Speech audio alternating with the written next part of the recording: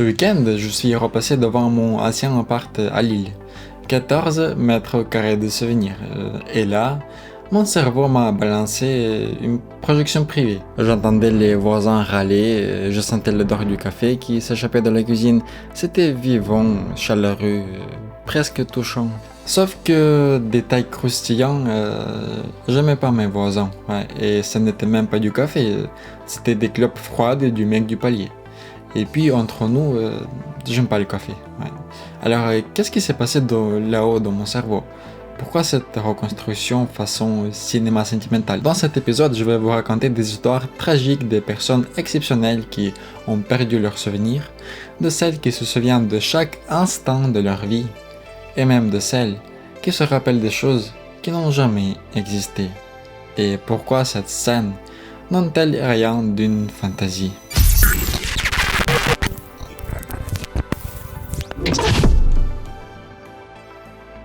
Où, à votre avis, se trouve notre mémoire? Jusqu'aux années 1950, on pensait que les différentes formes de mémoire, visuelle, verbale et autres, se formaient dans différentes parties du cortex cérébral, jusqu'à ce que le neurochirurgien William Scoville réalise une opération risquée qui a dévoilé aux scientifiques le mystère de la formation de souvenirs, bouleversant aussi la vie d'un patient. Henri Malaison s'est réveillé à l'hôpital sans se souvenir comment il y est arrivé. Il ne reconnaissait aucun membre du personnel.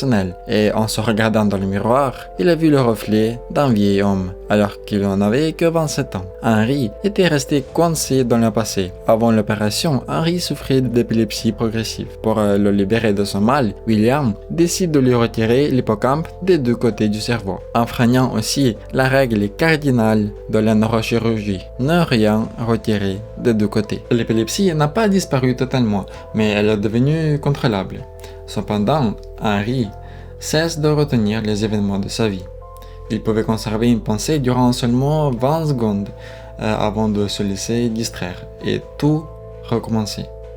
Il ne se souvenait pas de ce qu'il avait mangé au petit déjeuner, ni même s'il l'avait mangé, ni ce qui était arrivé à ses parents, ni d'identité de ces personnes en blouse blanche.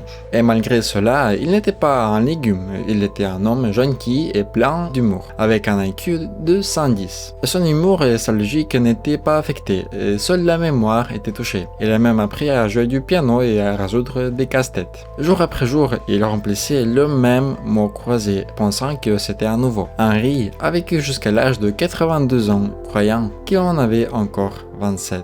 Oui, Henri n'a pas eu de chance, mais son cas a permis aux scientifiques de comprendre où se trouve réellement notre mémoire. Aujourd'hui, nous savons que tout repose dans l'hippocampe, seule partie du cerveau qui génère de nouveaux neurones. C'est notre disque dur, et sans ce disque, il n'y a plus de musique, comme pour Henri. Grâce à lui, les scientifiques ont fait de nombreuses découvertes. Henri est devenu le patient le plus étudié de l'histoire de la médecine. Il a passé le reste de sa vie entouré des médecins. Pour lui, cela n'était pas ennuyeux, car même après 40 ans, si on lui demandait depuis combien de temps il était hospitalisé, il répondait, je sais pas, hier ou peut-être il y a une semaine. À sa mort, en 2008, la nouvelle a fait le tour du monde. L'homme sans mémoire est décédé. Mais même après sa mort, les chercheurs ont continué à étudier son cerveau, découpé en 2000 fines tranches et numérisées. C'est aujourd'hui le cerveau le plus célèbre de l'histoire de la médecine, étudié dans les cours d'anatomie. Nous sommes nos souvenirs. Si vous vous retrouvez isolé sur une île déserte après un naufrage, sans mémoire même de votre propre nom, que restera-t-il de vous? Seriez-vous encore vous ou quelqu'un d'autre? Comprendre l'importance de la mémoire vient souvent à ceux qui commencent à la perdre.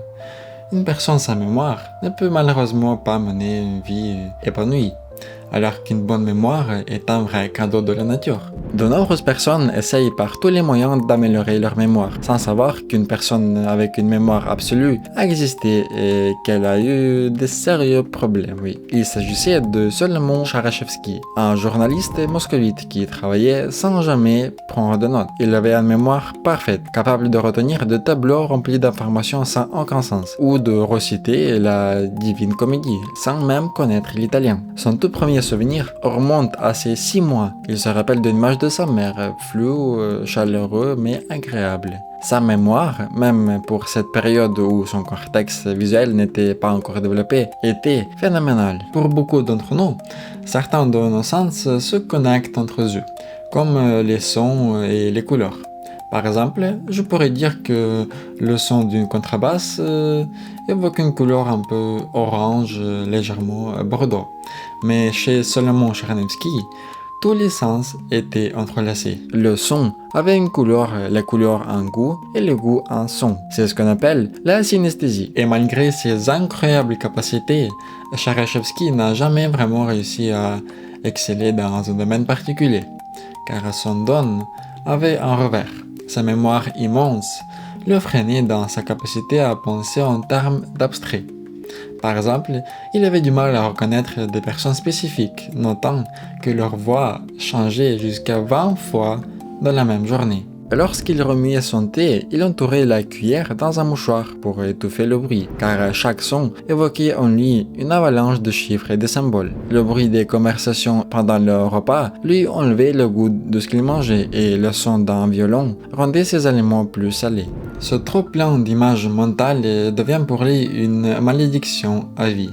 Sa plus grande difficulté résidait dans son incapacité d'oublier quoi que ce soit. Il passait son temps à inventer des moyens pour effacer des souvenirs, mais rien n'y faisait. Tout restait gravé dans sa mémoire. Et bien que le cerveau de Charachevski n'a pas été étudié de manière posthume comme celui de Henri, c'est grâce aux travaux de son psychologue, Alexandre Luria, que nous avons pu apprendre davantage sur le fonctionnement de la mémoire. Le cerveau ne stocke pas les informations comme une bande magnétique. Il les recompose à chaque souvenir en sollicitant les zones responsables de la vue, l'ouïe, de l'odorat et autres. À chaque acte de remémoration, le cerveau recrée les souvenirs en rassemblant les éléments disponibles, ce qui peut parfois mener à des distorsions. Un cas fascinant est celui de Wilder Pomfield, un médecin qui a tracé la première carte détaillée du cerveau humain. Lors d'une opération, il a accidentellement stimulé une zone du cortex cérébral d'une patiente. Elle a entendu sa mère l'appeler depuis un entrepôt de bois. Et pourtant, elle n'avait jamais mis les pieds dans un tel endroit. Elle était en train de se faire réparer le cerveau.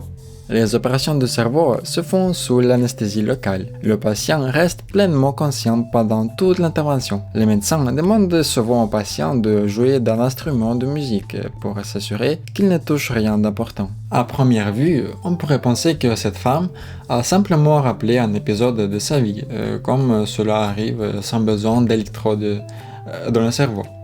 Rien d'inhabituel. Mais le point crucial, c'est que cette femme n'avait jamais été dans un entrepôt de bois. De plus, elle ne savait même pas à quoi un entrepôt de bois ressemblait. Ce souvenir venait d'une anecdote d'un médecin qui avait mentionné un entrepôt juste quelques minutes avant l'opération. Imaginez les histoires qui ont pu se former avant qu'on puisse vérifier les faits. Les mythes, les légendes, les gens qui ont inventé des êtres fantastiques, des monstres, des sorcières qui ont brûlé parce qu'ils croyaient dur comme fer en leur pouvoir maléfique. Dans un épisode précédent, j'avais expliqué que notre cerveau ne supporte pas d'incertitude. Il cherche toujours à combler les vidéos pour créer une version cohérente du monde. Ainsi, pour rendre les histoires plus crédibles et cohérentes, notre cerveau ajoute des détails qui semblent logiques. Une histoire racontée une fois dans un contexte prendra une forme et elle pourrait être légèrement modifiée une fois suivante selon l'auditoire. Mais l'essentiel reste le même. Quand je racontais une histoire à propos d'un ami, je dis qu'il était tombé de 3 étages et que les habitants du quartier avaient escaladé la structure pour venir l'aider. Sur le moment, c'était simplement une manière plus commode pour mon cerveau de raconter l'anecdote. En réalité, ce jour-là, j'avais 15 ans, je me souviens encore l'avoir vu allongé, inconscient, en bas de la structure et avoir cru que c'était fini pour lui. Après quelques minutes qui m'ont semblé durer une éternité, il a repris conscience et a survécu, avec seulement quelques blessures. En y repensant, je crois que c'était pas des habitants du quartier, mais plutôt des agents de service d'entretien de chantier. Cependant, même en revisant mes souvenirs, je ne peux pas être totalement certain de ce détail. Les vraies complications apparaissent lorsque nos souvenirs servent de témoignage en justice.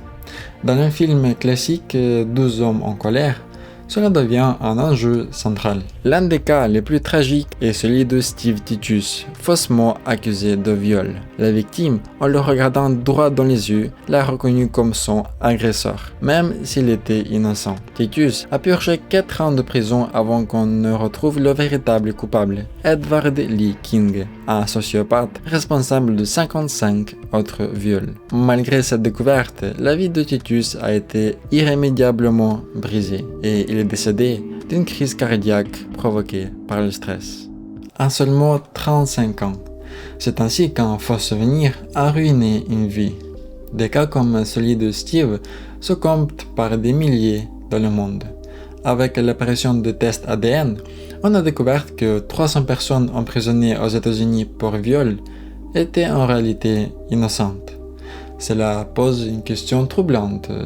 Si nous faisons tous des erreurs de mémoire et que personne n'a une image parfaitement précise des événements, est-il possible de manipuler nos souvenirs? Elizabeth Loftus, l'une des plus célèbres chercheuses en psychologie, avait fait de la manipulation de souvenirs. Elle a pu convaincre des participants qu'ils avaient eu en leur enfance des expériences désagréables avec certains aliments comme les œufs, les cornichons ou la glace à la fraise. Ces personnes finissaient par y croire en changeant même leurs habitudes alimentaires en évitant ces aliments traumatisants pour consommer plus volontiers des asperges qu'elles pensaient avoir appréciées dans leur enfance. Imaginez si par cette méthode, nous pouvions influencer le comportement des gens en leur implantant des souvenirs fabriqués, comme dans le film Inception. Le cerveau, avec toute sa complexité, reste un objet physique et matériel. Il contient tout ce qu'une personne a pensé, vécu et retenu, codé dans des milliards de cellules et de connexions entre elles. En théorie, cela signifie qu'on pourrait physiquement reprogrammer ou effacer nos souvenirs, à condition de disposer des outils appropriés. Et pour ce faire, il suffit de 2 étapes. Identifier les neurones responsables d'un souvenir spécifique, puis rompre les connexions entre eux. Facile à dire, non? Mais dans la pratique, trouver les neurones d'un souvenir particulier revient à chercher une aiguille, non pas dans une botte de foin, mais dans tout un quartier plongé dans l'obscurité. Cela semble complexe car souvenirs et émotions ne se cachent pas dans un coin du cerveau, ils se répartissent sur de multiples zones. Heureusement, notre cerveau lui-même peut donner des indices. Lorsqu'un souvenir se réactive, des cellules spécifiques dans l'hippocampe s'allument. Dans une expérience, par exemple, des cellules activées en réponse d'un souvenir de peur d'une souris étaient visibles en vert, comme des fenêtres éclairées dans une maison où l'on travaille tard. Si l'on insère des canaux sensibles à la lumière dans la membrane de ces cellules, on peut les activer ou désactiver par impulsion laser, provoquant des réactions émotionnelles chez la souris sans stimulation réelle. Ce processus permet non seulement de revivre d'anciens souvenirs, mais aussi de les modifier, comme on remixe une chanson. On peut activer les cellules et donner de nouvelles informations à la souris pour réécrire le souvenir. Les chercheurs ont observé les neurones utilisés par la souris pour mémoriser les boîtes bleues. Puis, ils l'ont déplacé dans la boîte rouge, ont activé le souvenir de la boîte bleue et ont administré une légère décharge électrique. De retour dans la boîte bleue, le souvenir en avait désormais peur, croyant se souvenir d'un choc qui en avait pourtant eu lieu dans la boîte rouge. Les faux souvenirs fonctionnent bel et bien, mais encore plus fascinant, ils peuvent fonctionner en sens inverse, permettant d'effacer des souvenirs spécifiques. Quand j'étais enfant, tout cela semblait de la science-fiction, mais ce n'est plus le cas aujourd'hui. Imaginez la possibilité prochaine de supprimer nos souvenirs les plus douloureux, ou de se créer des nouveaux. Mais à ce stade, une question éthique s'impose. Est-il légitime de manipuler les souvenirs d'autrui? Et à qui pourrait-on accorder un tel pouvoir? Peut-être qu'un jour prochain, nous lutterons pour nos souvenirs aussi forts que nous défendrons aujourd'hui nos données personnelles. Car la peur de perdre ce que nous sommes est bien réelle. Si nos données personnelles en ligne forment notre portrait numérique, alors nos souvenirs sont tout le reste. Ce qui fait de nous, dans le monde réel des individus, ce que nous pensons connaître. Alors non, je n'aimais pas cet appart, ni les voisins, ni l'odeur, et pourtant une partie de moi est attachée à cette illusion, pas à l'endroit lui-même, mais à ce que mon cerveau a construit autour. parce que ce souvenir-là, même trafiqué, il dit quelque chose de moi, de mes années d'études à Lille, de cette période où j'apprenais à vivre seul, à improviser avec pas grand-chose, à me fabriquer un début d'adulte dans des murs trop fines, avec des rêves trop larges. On croit parfois que les souvenirs sont faits pour être exacts. Mais non, ils sont faits pour nous porter, et même ceux qu'on aimerait corriger ont leur rôle dans l'histoire.